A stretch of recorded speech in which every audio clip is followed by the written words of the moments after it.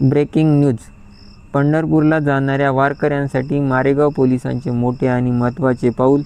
आषाढी एकादशीच्या पार्श्वभूमीवर मारेगाव पोलीस ठाण्याचे ठाणेदार सागर दानडे यांच्या मार्गदर्शनाने सर्व भाविकांनी दिंड्यांसाठी विशेष प्रवास पास वितरण सुरू करण्यात आला आहे.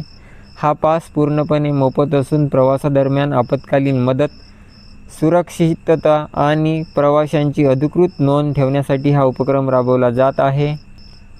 ठाणेदार सागर दानडे यांनी सर्व दिंडी प्रमुख, खाजगी वाहन चालक आणि भाविकांना आवाहन केले आहे की प्रवासाला निघण्यापूर्वी मारेगाव पोलीस ठाण्यातून आपला पास अवश्य घ्या.